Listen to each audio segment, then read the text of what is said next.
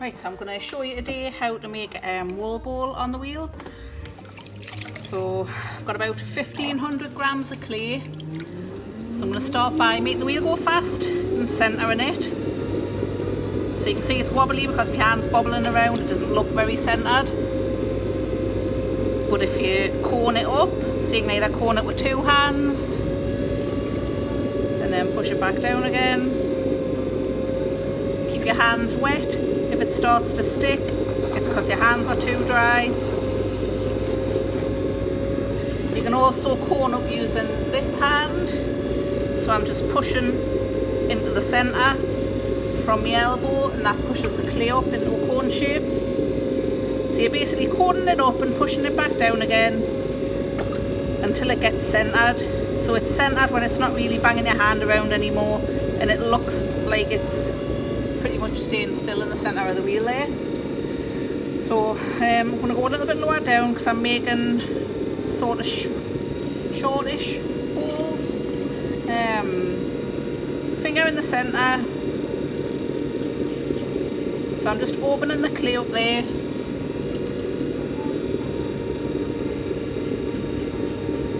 And then pull it out a little bit.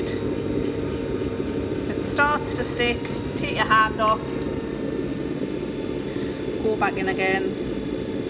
You can keep checking the thickness of the base if you're not 100% sure, if you haven't made the form and stuff before, but I've made quite a few bowls before, so I know roughly how thick it is on the base there. I'm going to pull the base a little bit wider.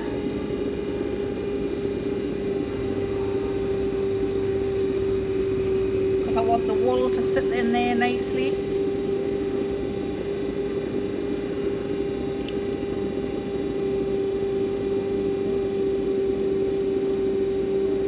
Bit of a wider base there.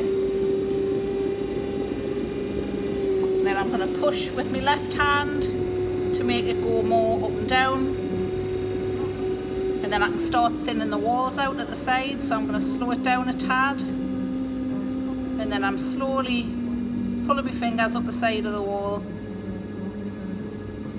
So my outside fingers are sort of pushing against my inside finger. Even that top off, put some more water on,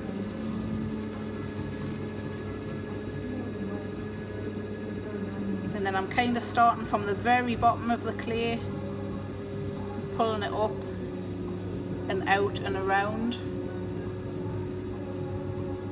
because I want it to come in ever so slightly at the top, just to stop the wool bouncing out.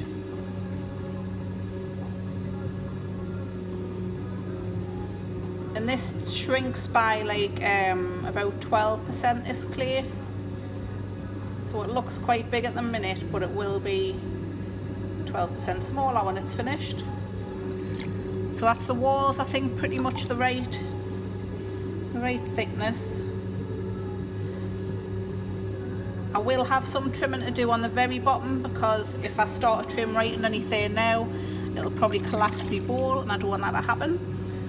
So get all the water out the bottom of my pot. Put a little finger mark in there so somebody knows that it's been made on a wheel. And then I'm going to use my leather and leather off the top. Just round it off, make it nice and smooth. And then I'll go back, get my sponge, and I'll just clear that slip and water from the outside of the wheel head there. And then I think the last job is to use my wooden kidney or rib and just get the excess slurry off the side of the pot. So that's all that. I don't know if you can see there. All that has come off the side of the pot there. So now it's nice and smooth. I'm going to put a little undercut underneath it with this tool, the trimming tool. And then I'm going to wire it off, but I'm not going to take it off the bat. So I'm not taking it off the wheel head, I'm just going to wire it and then leave it on this bat. So I can take it off, pop it to one side, and then I'll show you the carving of it, probably tomorrow or maybe later on today.